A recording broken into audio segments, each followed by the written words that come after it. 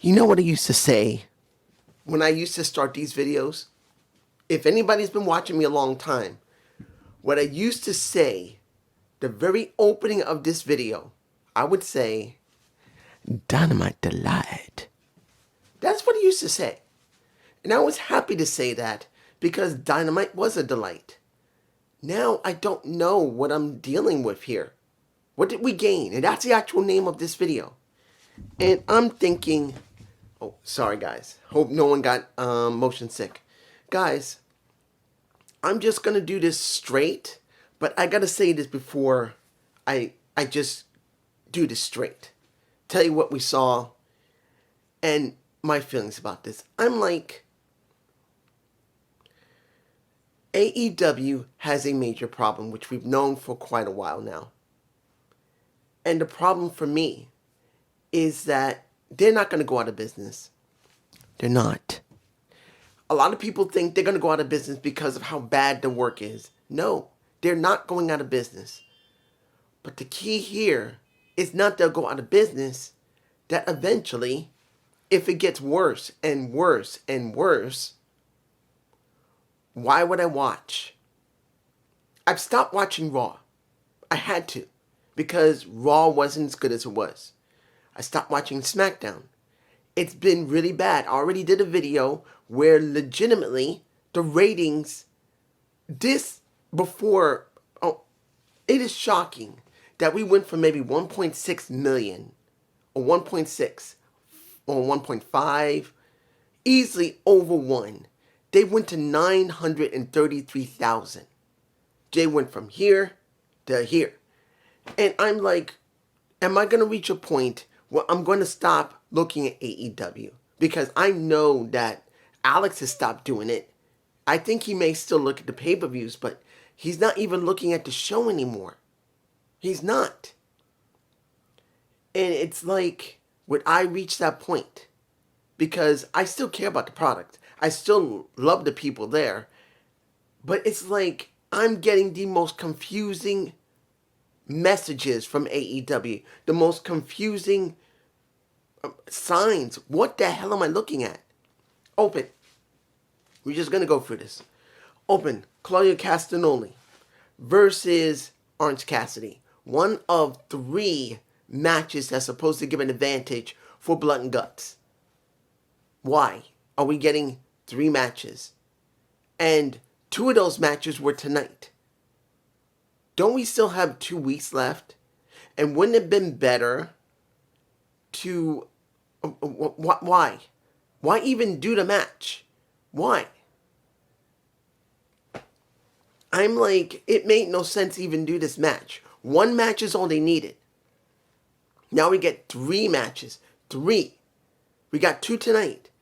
And it's not about the match quality. It was fine with Claudio Castagnoli. The former Cesaro is my boy.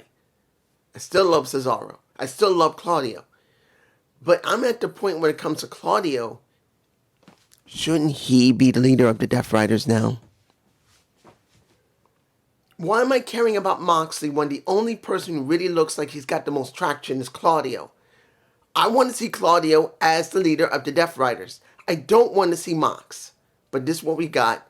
He wins, and then let's go to the other match. The other match that's supposed to happen to set up for the who's going to have the advantage. Darby Allin and when do I care about Garcia? No. I don't care about Daniel Garcia joining the Death Riders because they didn't book him correctly. So I see this match. I don't expect him to win. I don't. I don't expect him to win because of how badly booked he's been. He hasn't done anything. And guess what? He loses. And yes, Pac, well, he doesn't lose. In a sense, he does lose because, let's make this very clear. It took Pac to end it. He loses because he doesn't matter.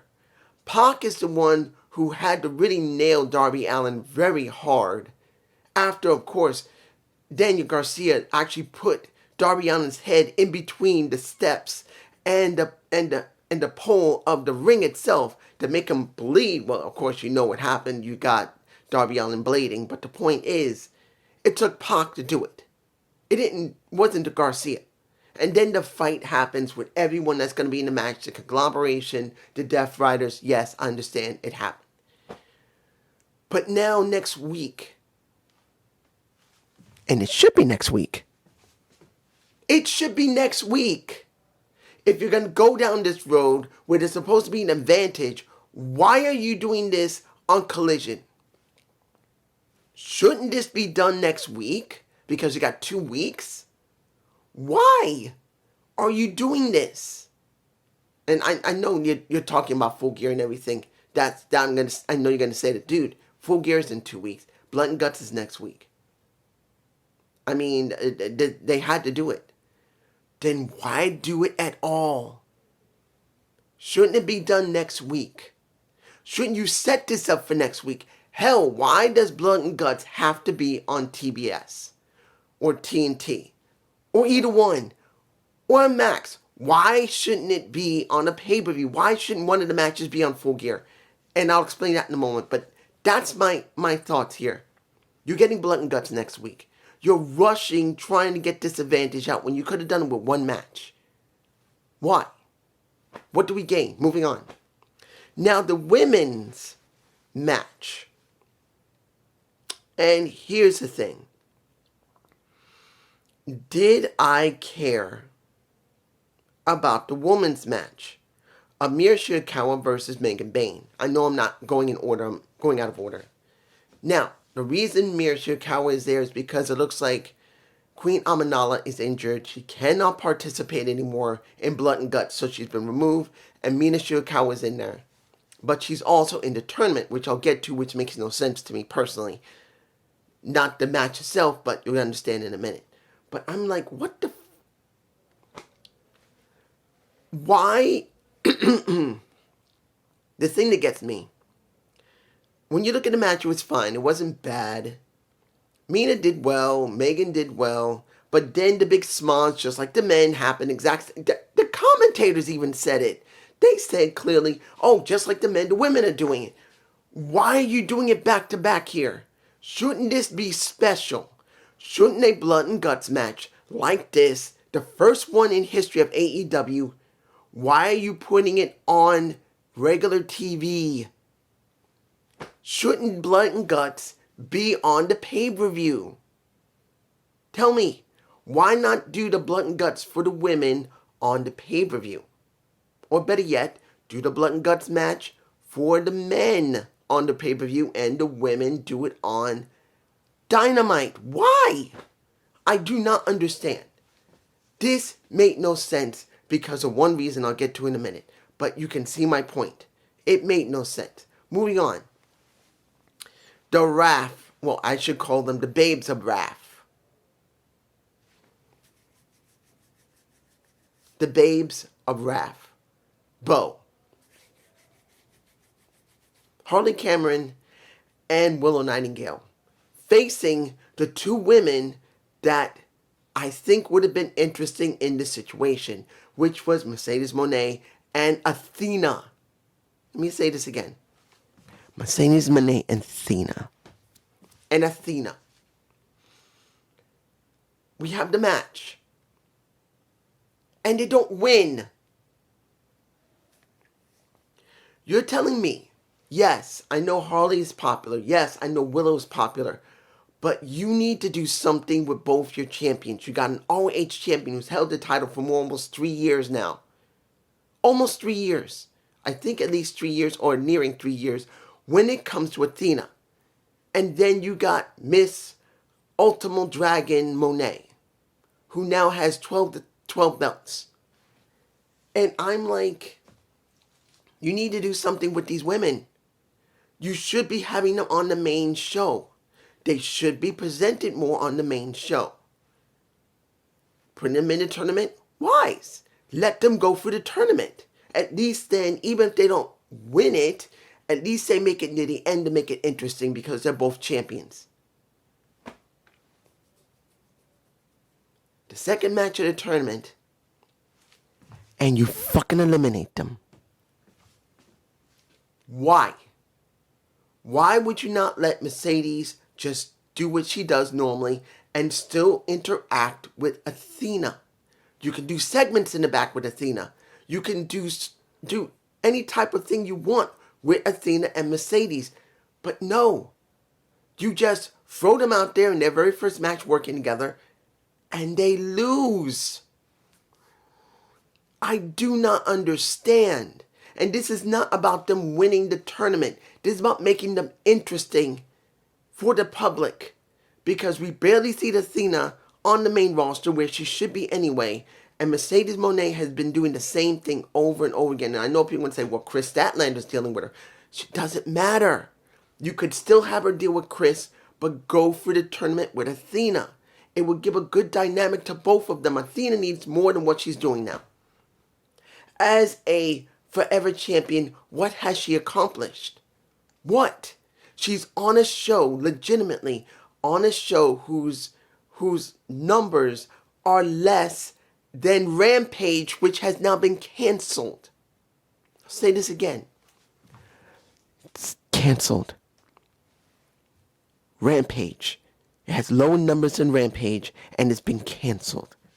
Canceled!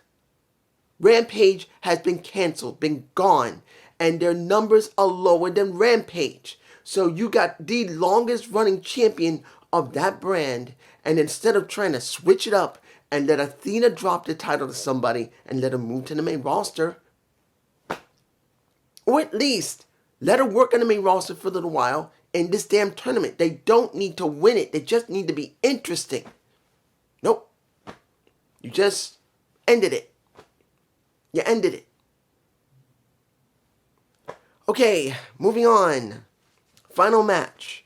You get the Ops versus Eddie Kingston, Hook, and Hangman Page. Now, at one point, you see Hook wondering if he actually did hurt his back. Because the way he was acting, he acted like he really did hurt himself. Do I believe he did? I don't know.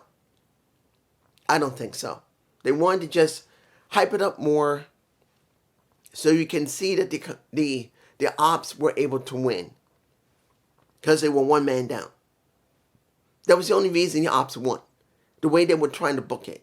Because without Hook there and his... that, if it's real, that's something entirely different. I'm hoping it's alright. But I believe it's fake. And I'm like, what the fuck? It's... What are we doing here? What are we gaining? Isn't this supposed to be about Hangman Page? Isn't it supposed to be about Samoa Joe? Why are we having a trios title? Why are we not trying to set up more for Eddie Kingston? Why do we not try to make this mean something with Eddie? Because if you notice during the match, Eddie was more over than Hangman Page. Did you hear how much they were cheering for Eddie over Hangman Page? And Hangman was cheered. Hook was cheered. But Eddie was cheered more than either one of them. It shows that he's one of the most over people. He's been gone for so long. He comes back. He's still over with the fans. I don't know. Let's get to the stuff in the back now. Do I care about Kyle O'Reilly? No, not Kyle O'Reilly. I will say he sold pretty well when the beatdown happened after the Darby Allin match. I will say that about Kyle O'Reilly. But Kyle Fletcher, do I care about Kyle? Yes, but he should be working with Kenny Omega. But Kenny's not there now. So you got him stuck working with Mark Briscoe, who should have been working with Hangman Page. But he's not. But they did do something interesting. To get the match that he wants, and that's Mark Briscoe. He's getting it, but the price he has to do, or pay in this situation, is that if he loses, he joins the Don Callis family. Is this great to see? Not really, but it's not bad. And then you get the Bucks, who are now in $1 million match. They went from $400K to $500,000 now to $1 million. And it's due to Don Callis. And now he's trying to convince him to join the family as well. And this feels like, what am I gaining with Don Callis and his family? He's got so many people in it, but almost nobody's over. This is the thing that gets me. If you're trying to construct DX, an equivalent of DX on the main roster of AEW, it doesn't feel as important because everyone in DX felt important. Look, X-Pac felt important. The badass Billy Gunn felt important. You got the Game as well as Shawn feeling important. China felt important. But when you look at the Don Callis family, they don't feel important. They're as big as the DX, bigger, but they don't feel important. And you want to expand it more with the Bucks and Mark Briscoe. Now, I'm not saying Mark will join, or the Bucks for that matter, but you got so many people already in it, and you got barely anyone over. You got Kateska over, yeah, but he was already over before that happened. Then you got the Rainmaker over, but he was already over before this happened. And now they're both in a quasi feud that has not really culminated yet, but they were both already over. So what are we getting with the Don Callis family? What are we gaining? Let's move on to the elephant in the room.